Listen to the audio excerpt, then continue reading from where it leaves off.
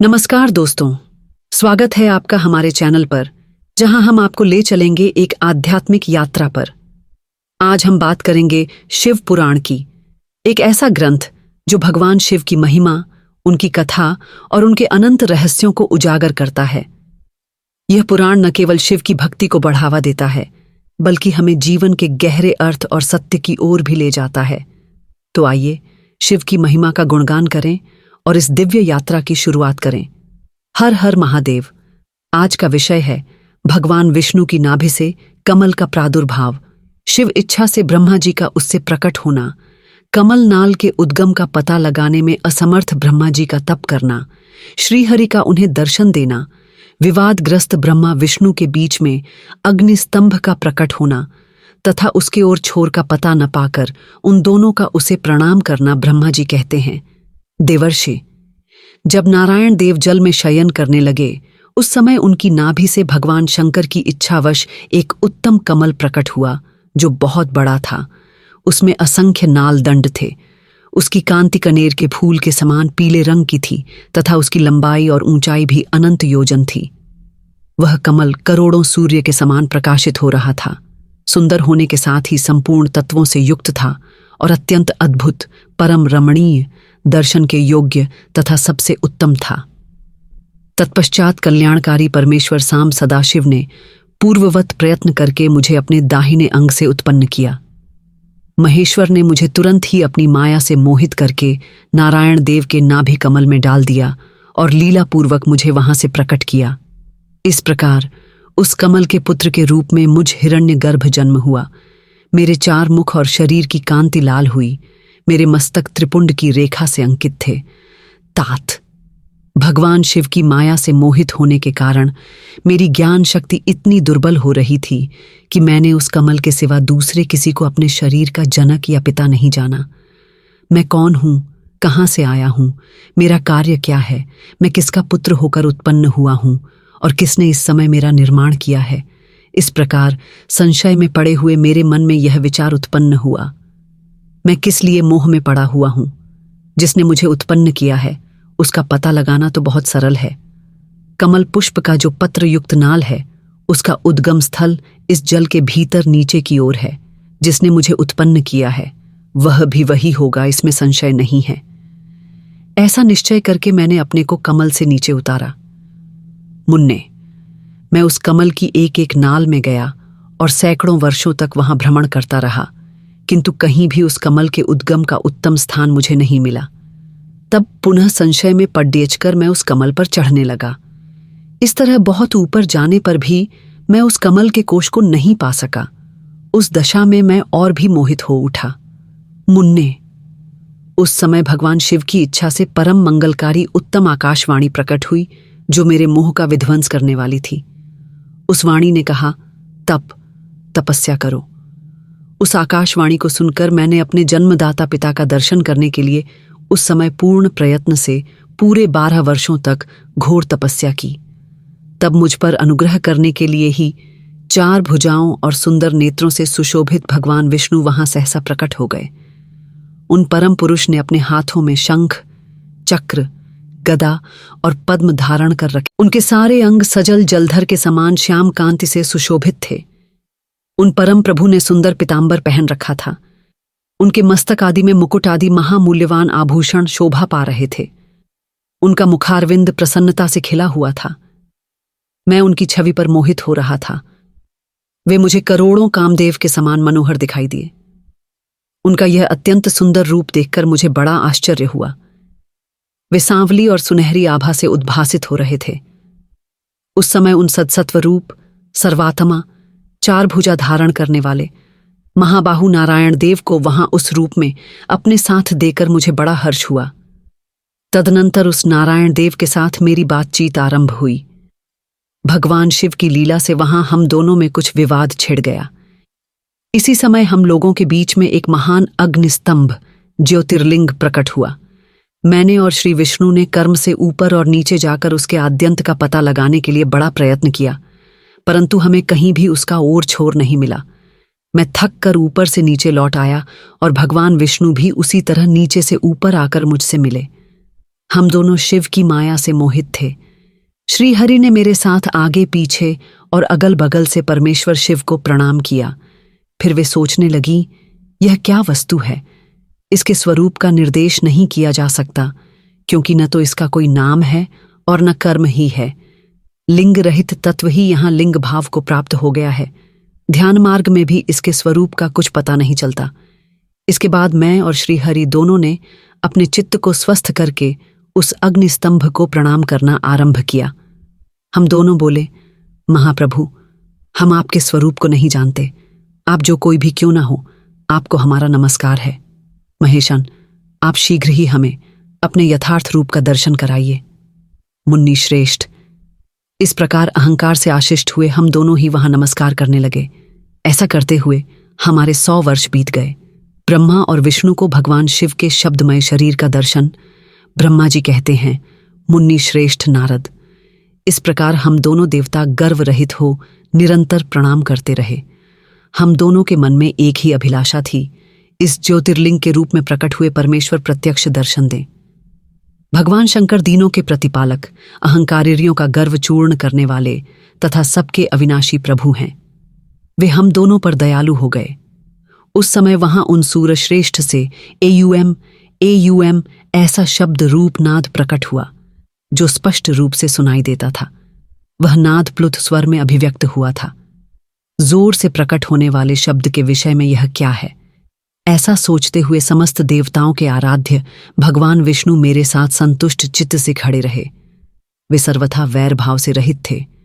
उन्होंने लिंग के दक्षिणी भाग में सनातन आदि वर्ण आकार का दर्शन किया, उत्तर भाग में उकार का, मध्य भाग में मकार का और अंत में एयूएम इस नाद का साक्षात दर्शन एवं अनुभव किया। दक्षिण भाग में प्रकट हुए आदिवर्ण आकार को सूर्यमंडल के समान तेजोमय देखकर जब उन्होंने उत्तर भाग में दृष्टिपात किया, तब वहां उकार वर्ण अग्नि के समान दीप्तिमय दिखाई दिया। इसी तरह उन्होंने मध्य भाग में मकार को चंद्रमंडल के उज्ज्वल कांति से प्रकाशमान देखा। तदनंतर जब उसके ऊपर दृष्टि डाली, तब शुद्ध स्फटिक मणि के समान निर्मल प्रभा से युक्त, तुर्यातीत, अमल, निष्कल, निरुपद्रव, निर्द्वंद्व, अद्वितीय, शून्यमय बाह्य और आभ्यंतर के भेद से रहित, जगत के भीतर और बाहर स्वयं ही स्थित, आदि मध्य और अंत से रहित, आनंद के आकारण तथा सबके परम आश्रय सत्य आनंद एवं अमृत स्वरूप परब्रह्मा का साक्षात्कार किया। उस समय श्रीहरि यह सोचने लगे कि यह अग्नि स्तंभ यहाँ कहाँ से प्रकट हुआ है। हम दोनों फिर इसकी परीक्षा करें। मैं इस अनुपम अनल स्तंभ के नीचे जाऊंगा। ऐसा विचार करते हुए श्री हरि ने वेद और शब्द दोनों की आवेश से युक्त विश्वात्मा शिव का चिंतन किया। तब वहां एक आर्षि प्रकट हुए, जो आर्षि समूह के परम सार रूप माने जाते हैं। उन्हीं आर्षि के द्वारा परमेश्वर श्री विष्णु ने जाना कि इस शब्द ब्रह्मामय शरीर वाले परम लिंग के रूप में साक्षात परम ब्रह्म स्वरूप महादेव जी ही यहां प्रकट हुए हैं। यह चिंता रहित अथवा अचिंत्य रुद्र हैं। जहां जाकर मन सहित वाणी उसे प्राप्त किए बिना ही लौट आती है, उस पर ब्रह्म परमात्मा शिव का वाचक एकाक्षर प्रणव ही है। वे इसके वाच्यार्थ रूप हैं। वह परम कारण, रथ, सत्य, आनंद एवं अमृत स्वरूप परात्पर पर ब्रह्मा एक अक्षर का वाच्य है। प्रणव के एक अक्षर आकार से जगत के बीज भूत अंड जन्मा भगवान ब्रह्मा का बोध होता है। उसके दूसरे एक अक्षर उकार से परम कारण रूप श्री हरि का बोध होता है और तीसरे एक अक्षर मकार से भगवान नील लोहित शिव का ज्ञान होता है। अकार सृष्टि करता है, उकार मोह में डालने वाला है और मकार नित्य अनुग्रह करने वाला है। मकार बोध्य सर्वव्यापी शिव बीजी, बीज मात्र के स्वामी हैं और अकार संजक मुझ ब्रह्मा को बीज कहते हैं। उकार नामधारी श्री हरि योनि है, प्रधान और पुरुष के भी ईश्वर जो महेश्वर हैं, वे बीजी बीज और योनि भी हैं। उन्हीं को नाद कहा गया है। उनके भीतर सबका समावेश है।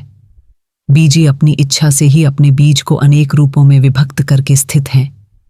इन बीजी भगवान महेश्वर के लिंग से अकार रूप बीज प्रकट हुआ, जो उकार रूप योनि में स्थापित होकर सब और बढ़ने लगा। वह स्वर्णमय अंड के रूप में ही बताने योग्य था।